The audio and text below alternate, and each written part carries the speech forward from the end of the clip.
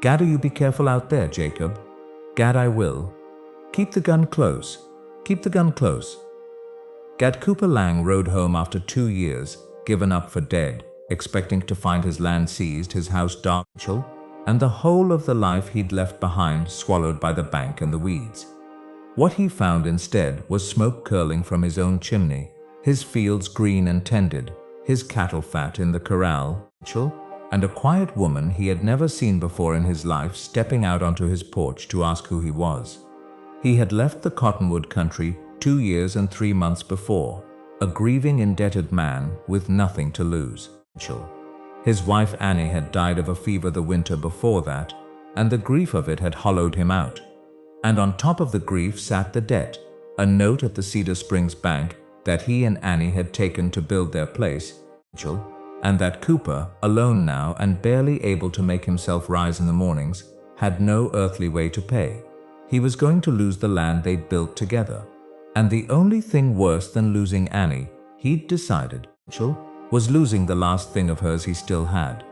So when a cattle outfit came through hiring drovers for a long, dangerous, high-paying drive, 2,000 head, clear up the territory and over the mountains to the railhead, through hard country and harder weather, the kind of drive that paid double, because half the men who started it didn't finish, Cooper Lang had signed on without a second thought. 1 season's wages, he'd reckoned, would clear the note and save his land. He'd be gone 4 months, 5 at the outside. He told the bank he'd be back with the money before the year was out, and he rode away from his empty house and Annie's grave and pointed himself north. It went wrong the way only the frontier can. The drive was caught high in the mountains by the most savage winter in living memory. The killing winter that buried the range and froze cattle by the 100,000 and stranded men where they stood. The herd was lost, near all of it, and Cooper, fighting to save what stock he could, took a fall on the ice that broke his leg in 2 places and laid him up far from any home, in a settlement, snowed off from the world for months. By the time he could ride, he'd missed a whole season, had no wages, and no way to get word south that he was even alive. He made his way back slow, and a second winter caught him on the road and held him another long, cold while. So that when Cooper Lang finally came down the Cottonwood Road, 2 years and 3 months had passed, and every soul who knew him had long since given him up for dead. He came home expecting nothing. He'd had 2 years to make his peace with it. The bank would have seized the place the moment his payment failed and word spread that he'd died. The house empty, sold, fallen in. Annie's grave lost in the weeds. He came home only to stand one last time on the ground he built with her, say goodbye, and drift off to wherever a ruined man drifts. He had no hope left at him at all, which is why the smoke from the chimney stopped him cold a quarter-mile down the road. He sat his tired horse and stared. Smoke his chimney, the fences along the road mended and sound. The fields he'd left fallow, plowed and green with a standing crop. As he rode closer, disbelieving, he saw cattle in the corral. Not his old herd lost on the mountain, but cattle, good ones, fat and tended. The barn roof was patched, the yard was swept. The whole place, which should by every right have been a ruin or a stranger's prize, stood alive and cared for, and somehow more whole than he'd left it. As though the 2 years he'd been dying in the mountains, someone had been here loving his land back to life. And then the door opened, and a woman came out onto his porch, drying her hands on her apron, and stopped dead at the sight of the gaunt stranger on the worn horse in her yard. For a long moment neither of them spoke. She was perhaps 40, plain and weathered and strong-looking, with the kind of steady face that has known hard work and harder loss. She looked at Cooper the way you look at a thing that cannot possibly be real. "This is the Lang place, Cooper finally said, his voice rusty from disuse. "My place, I'm Cooper Lang." He watched her face. "Or it was before I. Who are you? What are you doing on my land?" The color went out of the woman's face entirely, and she gripped the porch rail as though her legs had gone. "Cooper Lang," she whispered. "They said you died on the drive the killing winter." Everyone said the bank, the whole town. Cooper Lang's dead on the mountain. She pressed a hand to her mouth. You're alive, I'm alive, he said, baffled by the depth of feeling in a stranger's face. Barely, and 2 years late. Rachel? But I don't, ma'am, I don't know you. How do you know my name? How is it my place is standing when by rights the bank should have had it the day I missed my payment? He swung down stiff from his horse, weary now.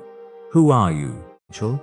And the woman, her eyes brimming, her voice unsteady, told him the thing that would undo him completely. My name is Maud Calvert, Rachel, she said, and you don't know me, Mr. Lang, but I have known your name for 7 years and prayed it every night, and you saved my whole life once and rode off before I could so much as learn your face. She drew a shaking breath. Rachel, and when I heard you died and that the place you'd loved was about to be taken, I came to pay you back the only way I had left. Cooper stared at her. I never saved anybody's life. I'd remember a thing like that. You wouldn't, Rachel? Maud said with a sad small smile. That's the whole of it. It was nothing to you, it did everything to me. And she told him 7 years before she said she'd been a young widow on a hardscrabble homestead, 2 counties east. Rachel. Her husband 3 months in the ground, a small cruel debt come due, that she had no way on earth to pay. The bank set to take her farm and turn her out with nothing in the dead of winter. She'd been at the very end of herself. Rachel? No family, no money, nowhere to go. A young woman about to be put out into the snow to starve, and a stranger had come through. Rachel. A quiet man passing on the road who'd heard in the town of the widow, about to lose everything over a sum that to a man with means was almost nothing. And that stranger had ridden out to the bank and paid her debt in full. Rachel. Every dollar, saving her farm and her life, and refused to give more than a first name. Telling the banker only that somebody had once helped him when he was down, and he was passing it on, Rachel, and she owed him nothing but to do the same someday for somebody else. Then he'd ridden away, and she'd never even seen his face, only learned later the name of the man who'd saved her. Cooper Lang of the Cottonwood country. Rachel? You don't remember it, Maud said, the tears running now. I believe you. A man with a heart big enough to do a thing like that for a stranger doesn't keep count of it. But I kept count, Mr. Lang. Rachel? I kept your name like a prayer for 7 years. You gave me my whole life back and asked for nothing. And then last year I heard my own farm was long gone, by then my second husband dead, too, and me drifting and alone again. Rachel? I heard in a town that Cooper Lang had died on the killing winter drive, and that the Cottonwood Bank was about to seize his place for an unpaid note with no kin to claim it. She lifted her chin, and I thought, Rachel, here is the one thing I can do. Here is how I pay back the man who saved me. Now that he's gone where he'll never know, I'll save his land the way he saved mine. Cooper Lang stood in his own yard and could not speak. Rachel? She'd come with nothing, she told him. The last few dollars she had, and she'd gone to the Cedar Springs Bank and begged them to let her take up the note. A strange widow with no claim, Rachel, paying what little she could against the debt of a dead man and working the land to make it pay the rest. The bank, who'd have rather had the money than the trouble of selling an out-of-the-way ranch in a bad year, had let her, Rachel, and Maud Calvert had moved on to the Lang place alone and worked it the way she'd worked her own farms her whole hard life. Plowed the fields, mended Clear's throat the fences, Rachel, bought a few head with her last savings and built them up. Kept the debt paid down dollar by dollar through 2 years of brutal labor, holding the land, keeping it alive, saving it for a dead man who would never come, Rachel, purely to repay a kindness he'd long forgotten. I tended your wife's grave too, she said quietly. I didn't know her, but I knew it mattered to the man who saved me. It's up on the rise. I keep flowers on it in the season. Rachel? I hope it wasn't a liberty. And Cooper Lang, hollowed out and hopeless, put his face in his weathered hands and wept for Annie, for 2 lost years, Rachel, and for the unbearable fact that while he'd been dying in the mountains, a stranger he couldn't even remember had been here loving his land and his wife's grave back to life, asking nothing for herself in return. Rachel, I came home to say goodbye to it, he said when he could speak. I thought it was all gone, all of it. I came back to stand here one last time and then drift off, and I don't know. I had nothing left. Rachel? He looked at the thriving place and at the woman who'd saved it. And you've been here the whole time, keeping it, keeping her. He shook his head, overwhelmed. Maud, there's no thanking this. There's no thanking it at all. Rachel? You don't owe me thanks. Maud said simply, I owed you for 7 years and now it's paid and the land's yours, free and tended and waiting for you the way it should be.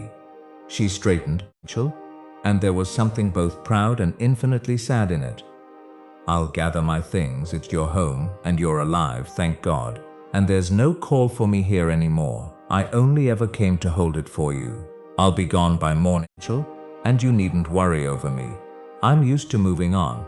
And she turned to go inside and pack, this woman who had given 2 years of her life to save the home of a dead man, Rachel, and now meant to walk away from it with nothing the moment he returned, asking not one thing for herself.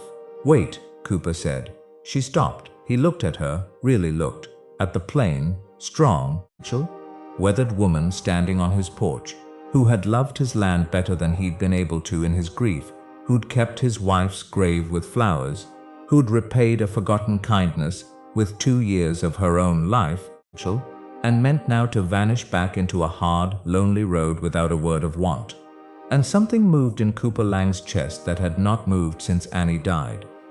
Not the old grief, but something on the far side of it, Rachel, something that felt impossibly like the first warmth after a long killing winter. I can't work this place alone, he said slowly. That's the plain truth of it.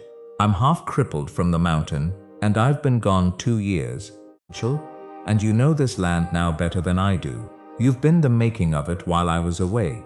It'd be a foolishness to send the one person who knows it best off down the road. He paused. Stay, help me work it. Rachel, I'll pay you a fair wage, a partner's share, whatever's right. You saved it. You ought to have a place on it. He swallowed. Don't go, Maud. Stay. Maud Calvert searched his face a long moment. You don't have to do that, Rachel, she said softly. Out of obligation, I told you the debt's paid.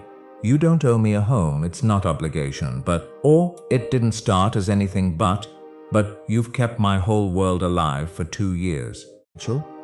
And I rode in here a dead man with nothing left, and the first living thing I passed is standing right here telling me she's leaving. He shook his head. Stay, not because you owe me, and not because I owe you, Rachel. Stay because I'm asking you to, and because I think we've both been alone about long enough. She stayed. It started as the partnership he'd offered. 2 people working the same beloved ground, careful and respectful, Rachel, each grateful and each a little wary. But you cannot work a piece of land beside someone season after season, Rachel, sharing the labor and the weather and the quiet suppers at the end of the long days without coming to know them all the way down. Cooper learned Maud's story in pieces. The 2 husbands buried, the farms lost, Rachel, the hard drifting life of a woman alone, the deep steady goodness in her that had sent her across 2 counties to repay a stranger's kindness. Rachel, and Maud watched the hollowed out grieving man she'd found in the yard slowly fill back up with life. Rachel watched Cooper Lang come back to himself season by season on the land she'd saved for him until the grief for Annie settled into its proper gentle place and left room at last for something new. Rachel, they fought the bank together that first year and cleared the note for good, the 2 of them. And the day the banker stamped the Lang place, free and clear, they rode home, and Cooper looked at the land, green and sound and theirs, Rachel, saved twice over now, once by her and once by them together, and he understood that the thing Maud Calvert had saved was never only the land. You know what's strange, he told her one gold evening, the 2 of them on the porch, Rachel, made them. They married that autumn on the rise near Annie's well-tended grave because Maud said Annie ought to be part of it, having been part of the land that brought them together. And Cooper loved her the more for saying it, Rachel. And the Lang place thrived for 40 years under the 2 of them. The land that a forgotten kindness had saved, worked by the woman who'd repaid it, and the man who'd never known he'd cast that kindness out into the world like a seed. Rachel, he had come home from 2 years given up for dead, expecting to find nothing left at all, Rachel, and found instead a quiet woman tending his fields who had loved his home back to life out of gratitude for a kindness he couldn't even remember. And in the end, he understood the truest thing there is to know, that no kindness is ever really lost, that the smallest good you do for a stranger has a way of coming home to you when you need it most, and that sometimes a man rides back from the dead, expecting only to say goodbye, and finds instead waiting in his own yard the whole rest of his life.